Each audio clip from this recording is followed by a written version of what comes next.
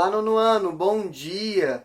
Começamos aqui uma nova semana aqui com as nossas videoaulas. Pessoal, já é a 7ª semana que nós estamos com vídeos aqui no YouTube. Nem dá para acreditar que faz tanto tempo assim, né? Nós estamos morrendo de saudades de cada um de vocês e nós acreditamos que juntos nós venceremos esse momento e em breve nós estaremos lá na escola. É isso que nós desejamos. Pessoal, como toda semana, eu venho apresentar para vocês as aulas do dia. E hoje, como toda segunda, vocês terão uma aula de física, uma aula de literatura e uma aula de inglês, que ocorrerão nessa mesma sequência. A primeira aula de física, apresentada então pelo Mr. Gleidson, a segunda aula de literatura, ministrada pela Miss Cristiane, e a terceira aula de inglês, ministrada pelo Mr. Steffley. Pessoal, estou deixando para vocês aqui na descrição do vídeo o momento exato que cada uma dessas aulas começam. E com uma novidade,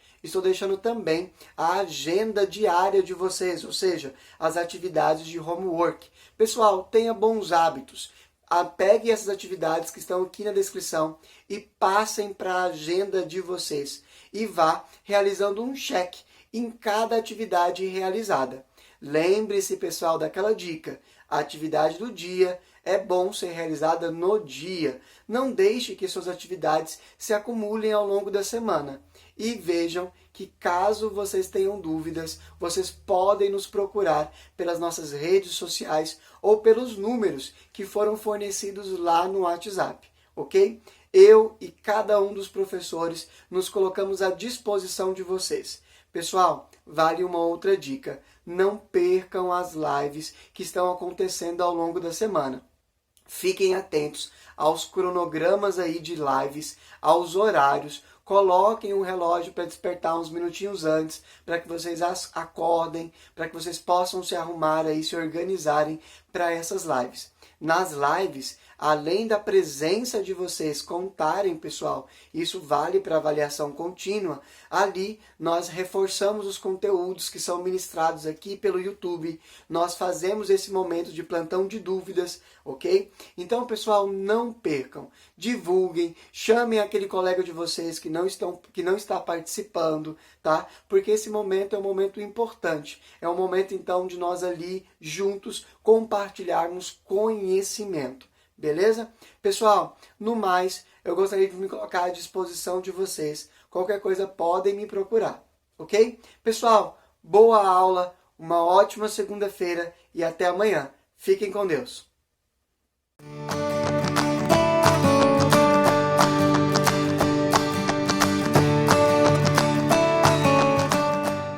Olá, nono ano, tudo bem com vocês? Como é que estamos aí? Começando mais uma semana, segunda-feira, semana nova, mês de maio, encaminhando aí para tudo isso passar, cada dia mais perto, né, do fim da quarentena, assim esperamos. E como estão de animação para a prova? Estão animados para a nossa prova quarta-feira?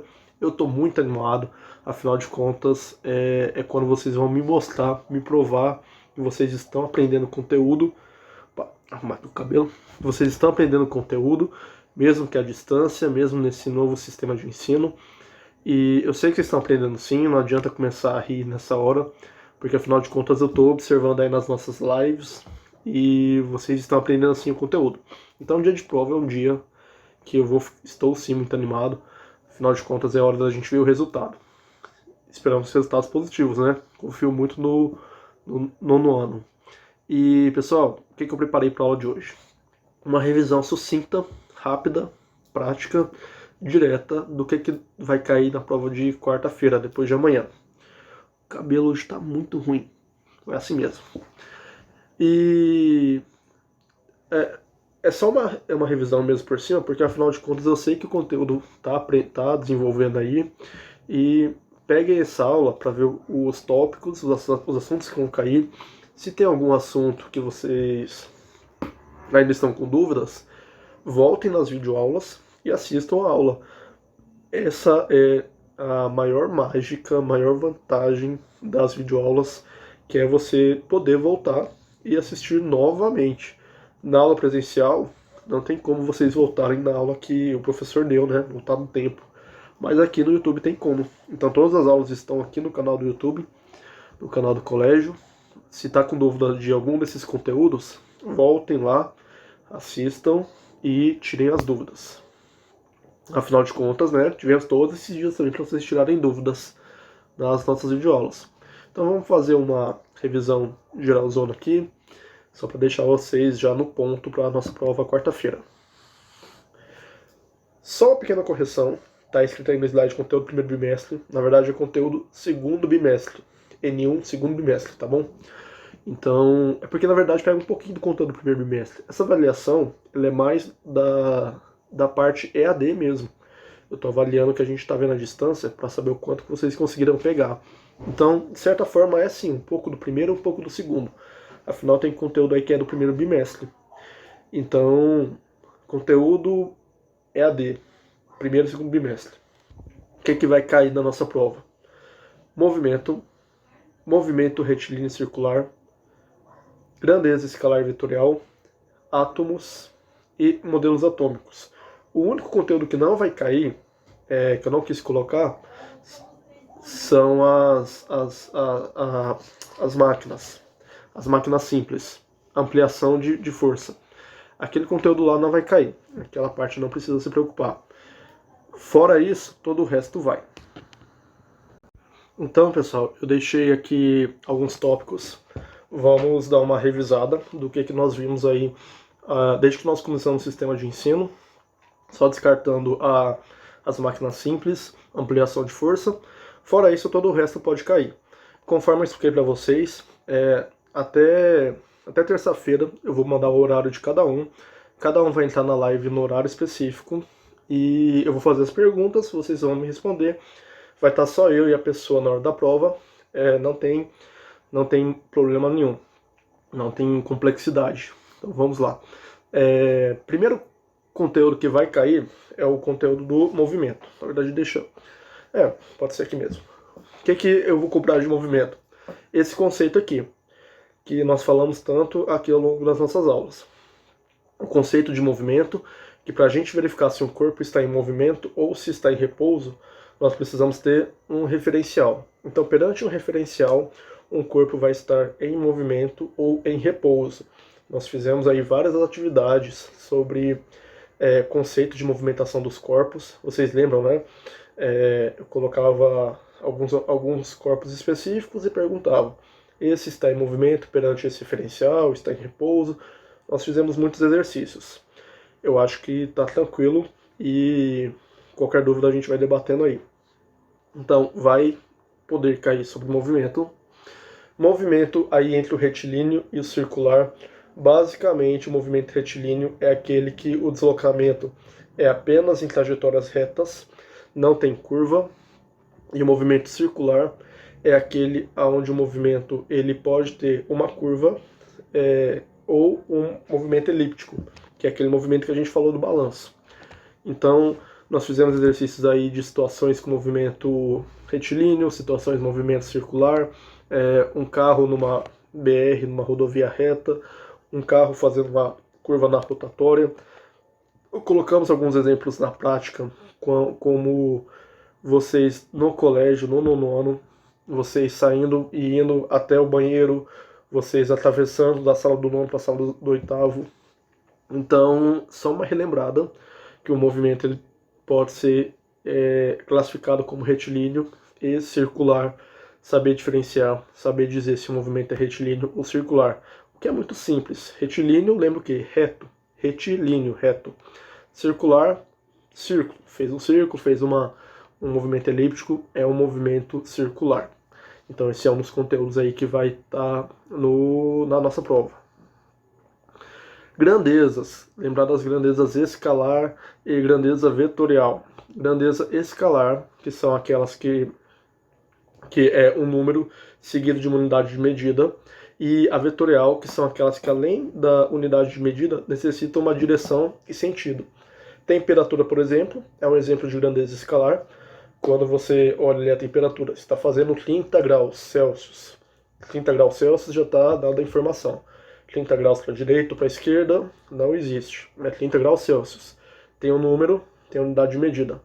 Grandeza vetorial.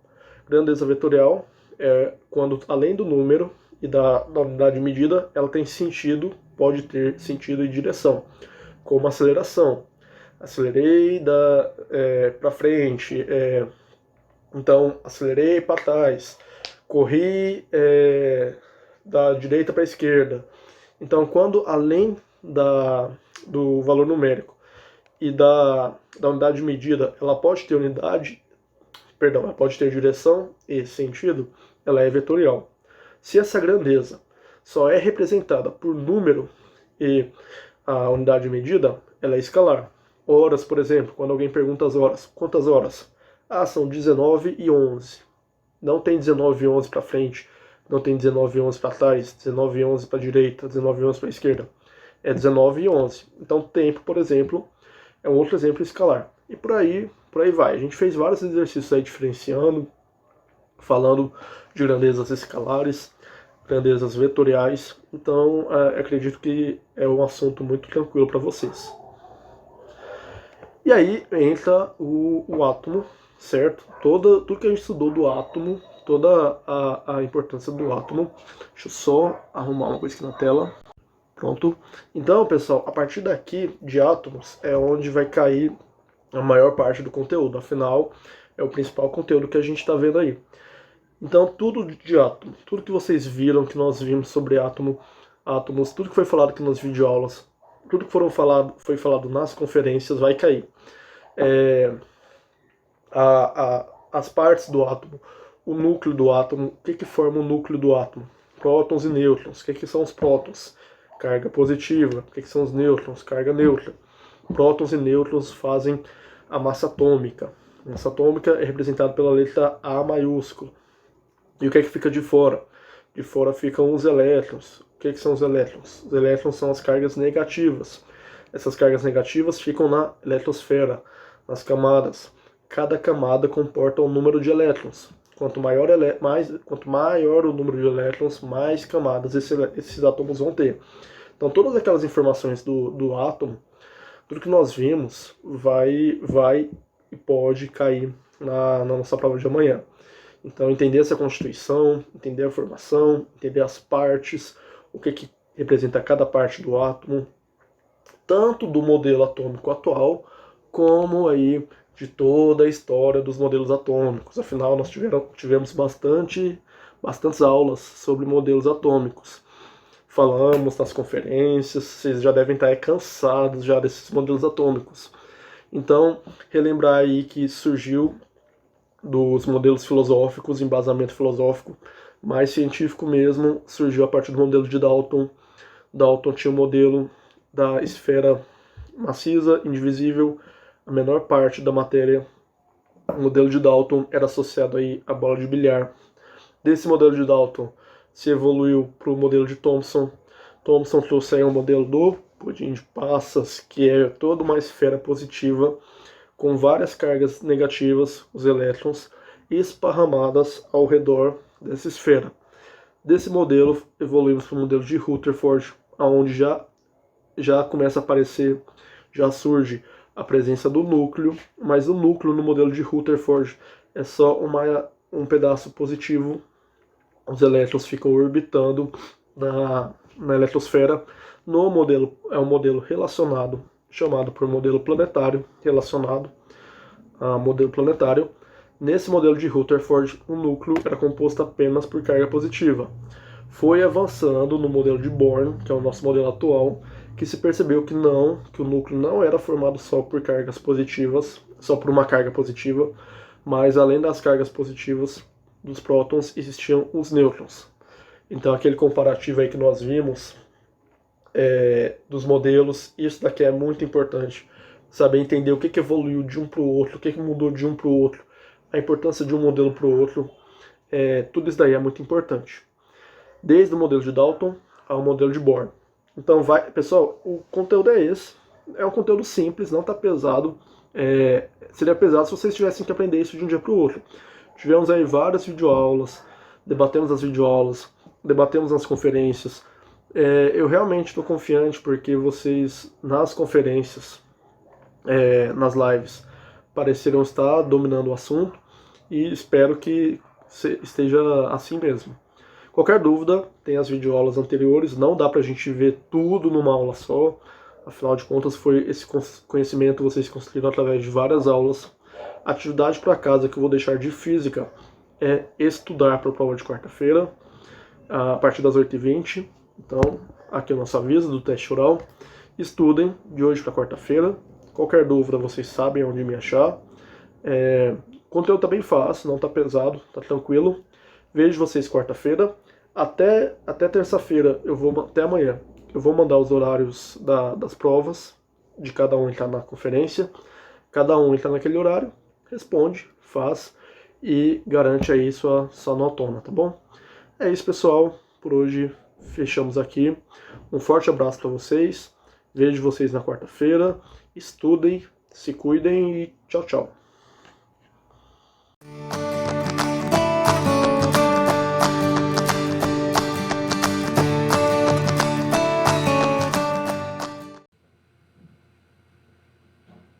Bom dia, nono ano, tudo bem? Hoje, dia 11 de maio, segunda-feira, né, nós temos aí 2 aulas de literatura. Nós continuamos aí seguindo o nosso horário oficial de aulas. Hoje, nossa programação consiste no estudo do texto chamado As Leis da Robótica. Esse texto está ele está na página 66 e 67. E os exercícios referentes a esse texto estão na página 68 e 69. Essa é a nossa programação para a sala de aula. E para casa, para o homework, nós temos aí a continuação do livro, né, Saindo da Plateia, da Giselda Laporta. Então, para essa semana, vocês estarão lendo aí o depoimento 1 e os relatos 4 e 5 do livro, tá? Semana passada, vocês leram, foram as entrevistas. Desculpa, gente. Semana passada, vocês leram a entrevista 1, 2 e 3. E essa semana vocês estarão... Eu passei para vocês ler semana passada, né? Para essa semana eu estou pedindo, né, solicitando aí, né? Propondo para vocês lerem depois 1, os relatos 4 e 5. E aí, semana que vem, nós iremos fazer uma atividade em cima desses 2 momentos de leitura. Combinado? Então, vamos aí para as nossas correções. Tô achando que ainda está corrigindo. Vamos aí para o texto aí, As Leis da Robótica, páginas 66 e 67. Nossa, só aumenta aqui um pouquinho. Isso. Então, aí nós temos momento de leitura. Será que um dia os robôs terão os mesmos sentimentos que o ser humano? O texto a seguir é um clássico da ficção científica.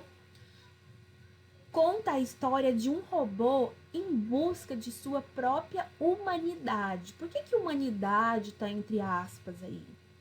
Porque essa humanidade, quando você fala assim, fulano tem humanidade com o outro, ou seja, ele tem carinho, ele é humano, ele tem compaixão. Nesse caso aí, essa humanidade, essa palavra aí, tá entre aspas, por quê? Porque essa humanidade está relacionada com o robô deixar de ser, né, um objeto e passar a ser um ser humano. Leia-o atentamente. Então, nós temos aí as 3 leis da robótica. Eu vou ler essa introdução. Aí vocês dão pausa vocês darão pausa aí no vídeo e farão a leitura, o restante da leitura do texto aqui, que vai nessas 2 páginas, em voz alta, tá? Trabalhar aí a oratória, leitura, pontuação, acentuação, tom de voz. Então vamos lá. As 3 leis da robótica. Um robô não pode prejudicar um ser humano ou por omissão, permitir que o ser humano sofra dano. Um robô tem que obedecer às ordens recebidas dos seres humanos, a menos que contradigam a primeira lei. Um robô tem de se proteger sua própria existência, desde que essa proteção não entre em conflito com a primeira e a segunda lei. Então, essa é a introdução aí desse texto. Tem uma caneta aqui para começar a grifar algumas coisas aqui. Então, aqui o texto, ele conta essa história aí desse robô, né? Que é ficção científica, não é uma história real, não é baseada em fatos reais, tá? Então, aqui eu tenho um texto que vem contando, né? Conta essa narrativa, lembrando que todas as palavras que aparecem nesses quadrinhos, elas vêm sublinhadas no texto e aqui vem os significados delas, tá? É um glossário. Certo? Notem que tem muitos diálogos no texto. Seguindo aqui, nós temos a biografia do autor desse texto. Eu vou ler essa biografia hoje com vocês, tá? Vou ler ela aqui agora. Isaac Asimov, 1920-1992. Nascido em Petronivsk, na Rússia, mudou-se para os Estados Unidos aos 3 anos de idade. Escreveu sua primeira obra, um conto, aos 15 anos. 3 anos depois, vendeu seu primeiro conto para uma revista. Com Robert Heinlein e Arthur Clarke, formou o grupo dos 3 grandes escritores da ficção científica. Asimov publicou mais de 260 livros. A linguagem utilizada em seus textos é simples e com grande senso de humor, o que permitiu ao público leigo o acesso a informações relacionadas a descobertas científicas. Seus personagens são robôs e extraterrestres em diferentes espaços, desde o planeta Terra até os mais distantes planetas. 2 de suas principais obras foram adaptadas para o cinema, que é o filme O Homem Bicentenário e Eu, Robô. Eu acredito que vocês já tenham assistido. O Homem Bicentenário eu acho que não. Mas eu acho que o filme Eu, Robô, eu acredito que vocês tenham assistido. Então, são obras dele que foram adaptadas para o cinema. Então, nós temos aí o estudo do texto, são os exercícios, tá? O texto de Isaac Asimov mostra uma situação possível de ocorrer no dia a dia. No entanto, há um elemento que permite classificar a narrativa como ficção científica. Que elemento é esse? Então, você vai procurar lá no texto qual que é esse elemento. 2. O texto é iniciado com uma descrição das 3 leis que regulamentam a robótica. Com base na leitura dessas leis, pode-se concluir: o ser humano deve estar sempre em primeiro lugar, um robô nunca pode ser ferido, ou tanto o robô quanto o ser humano devem ser protegidos de maneira igual. B. Com que finalidade essas leis foram apresentadas? Então, você vai discorrer aí, você vai dissertar do porquê disso. 3. O médico era considerado muito capaz. Devido a quê? Devido à sua especialidade, que não permite tropeços, temores ou erros. No entanto, isso o impedia de desenvolver outras habilidades. Cite um exemplo que confirme esta afirmação. Então, você vai procurar lá no texto, né, um exemplo que vai confirmar essa afirmação, essa citação aí referente ao médico. 4. Andrew questiona se o robô não gostaria de ser humano. A. O que o robô respondeu? B. Por que o robô aceitava a própria condição? Esses foram os da página 68. Agora nós vamos para os exercícios da 69. Andrew e o médico conversaram sobre uma cirurgia que deveria ser realizada, porque o médico não quis operar o paciente.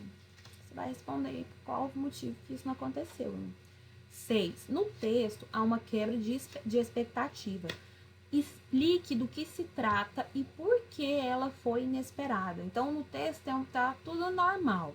Então, você acha que vai acontecer tal situação, porém, tem essa quebra, essa expectativa é quebrada. Então, você vai explicar, né, na sua resposta aí, do que se trata e por que ela foi tão inesperada. Seguindo aí, nós temos aí o número 1. No texto, há descrições sobre características de Andrew. A descrição inicial sobre Andrew indicava que ele era um robô? Explique. B. Copie trechos que comprovem a sua resposta. Então, os trechos que você for copiar aqui tem que comprovar o que você disse aqui. Né? Se realmente, né, tinha essa indicação aí de que ele fosse um robô. C, meninos.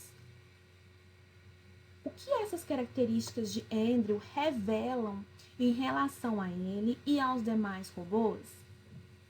Número 2. Isaac Asimov, no conto Eu, Robô, apresenta uma sociedade ameaçada por robôs que se rebelam contra o ser humano. Dessa forma, o que é possível presumir sobre as leis da robótica apresentadas no início de O Homem Bicentenário?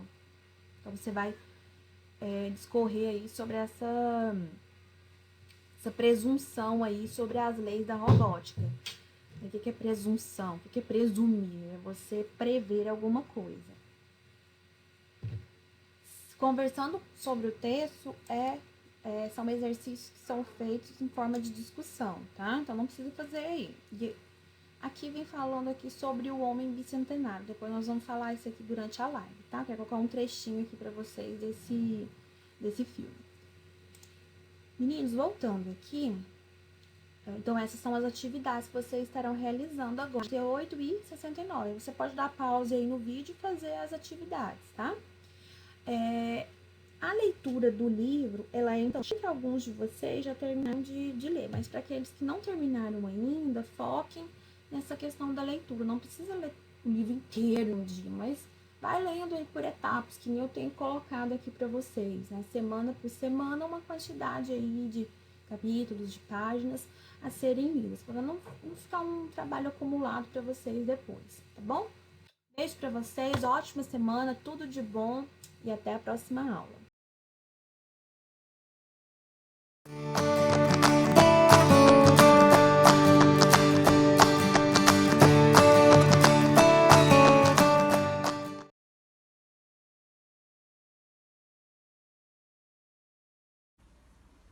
Tudo bem, galera do nono ano? Para o nosso conteúdo dessa semana, eu trouxe para vocês a finalização da nossa gramática de conditionals, das condicionais, ok? Então a gente vai parar de criar frase com esse exercício aqui. Chega por um tempo. Então a gente estudou sobre a zero conditional, first conditional, second conditional e agora a third conditional. Vamos entender como é que funciona a estrutura dessa frase e vamos entender como é que a gente vai criar esses exemplos, beleza? Coloquei uns exemplos aqui no quadro e vou explicar o exercício que vocês vão ter que fazer a partir disso. Vamos lá então. Third conditional, nossa terceira condicional. Ela trata da seguinte estrutura. A gente começa com o if, obviamente, porque se não tiver if, não é condição. Então nós temos if plus past perfect plus would plus have plus past participle. Essa é um pouquinho mais complicada de entender. Mas vamos lá. Nós temos o if, que é o se, mais o past perfect. O past perfect é o nosso passado perfeito. Ele é composto do verbo have, só que no passado, então é had, mais o verbo simples no passado. Então ficaria, por exemplo, had studied. Mas sempre vai ser assim? Sempre vai ser, é uma regrinha gramatical. Então sempre tem que ter o had e um verbo no passado, ok? Não importa se o verbo for terminado em ED, que é o verbo regular, ou não terminado em ED, que seria um verbo irregular. Isso não importa pra gente. Então, esse é o meu past perfect. Agora eu tenho would, a comma, certo? A vírgula. Would have. Então, isso daqui já é uma regrinha. Essas duas palavras têm que estar na minha frase. Would have. E composto por past participle, que é o nosso verbo no passado do particípio. E aí eu posso ter um complemento depois no final. Complemento, geralmente, como eu falo para vocês, nós que estamos escrevendo a frase, nós escolhemos o complemento. Beleza, então. Vamos analisar alguns exemplos para eu ter uma ideia de como é que isso vai funcionar na prática. Ok. First example. If I had studied harder, I would have gotten better grades. Sorry. Só nesse caso, né? Então, aqui nós temos: se eu tivesse estudado harder, mais duramente, ok? Firmemente, I would have gotten, eu teria tirado, ou eu teria conquistado better grades, notas melhores, ok? Então prestem atenção como é que ficou.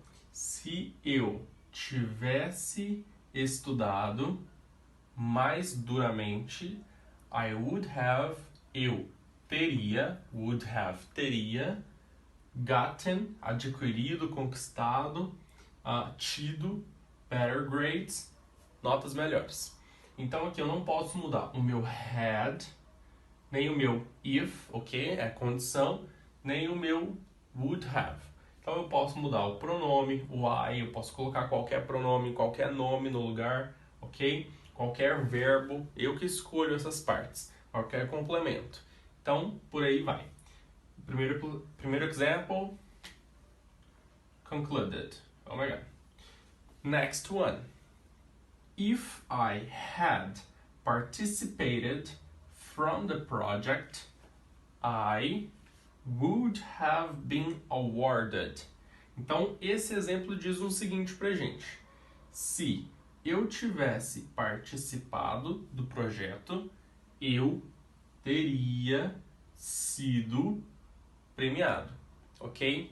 Então prestem atenção que o past participle é aquela terceira coluna dos verbos que eu sempre passo para vocês, que a gente já vem trabalhando com o tempo, ok? Que nós temos, por exemplo, do é o verbo fazer no presente, did é o verbo fiz no passado e done é o verbo feito no passado do particípio, ok? Então, o passado do particípio, se o verbo for regular, ele sempre termina em AD. Se ele termina em AD no passado simples, no particípio ele também vai terminar em AD. Ele continua igual, é só copiar o que já está lá.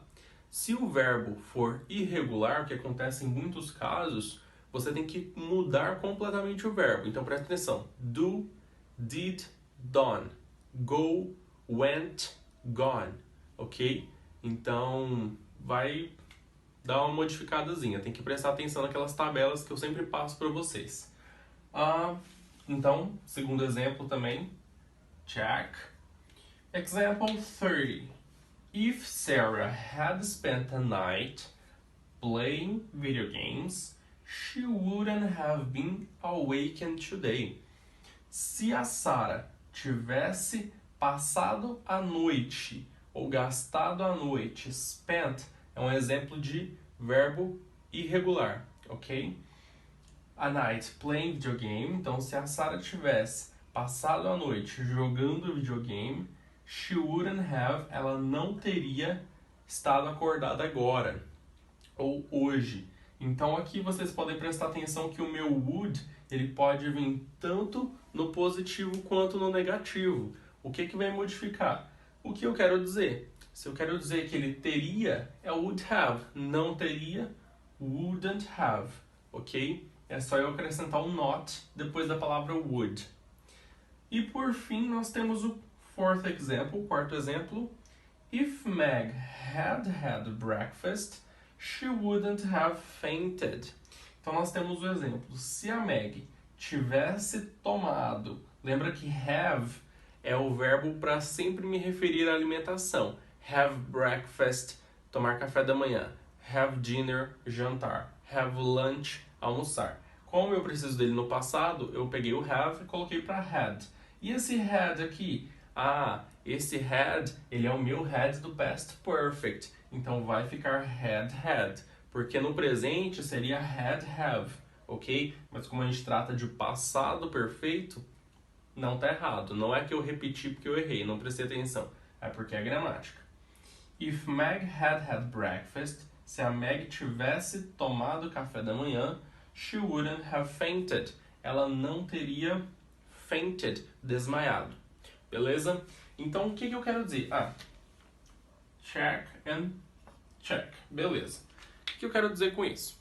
vocês têm uma atividade para casa, não vai estar no Google Classroom, vocês vão ter que fazer baseado nesse vídeo. Vocês vão criar 5 sentences, 5 frases para mim, utilizando a third conditional, ok? Naquele mesmo esquema. Pode utilizar o Lingui.com como tradutor, como dicionário online, vai ajudar muito. Vocês podem criar o complemento que vocês quiserem para a frase, mas prestem atenção nesses pontos. O que não pode mudar? If, o meu past perfect, que é o had, certo? E aí depois eu tenho o would have, que também não pode mudar. Então, essa palavra e essas duas aqui não podem mudar. Todas as minhas frases têm que ter. Lembrando que o would pode ser tanto positivo, afirmativo, quanto negativo. Beleza? Esse é o nosso exercício de hoje, galera. Finalizando a gramática com a third conditional. Até mais. Tchau, tchau.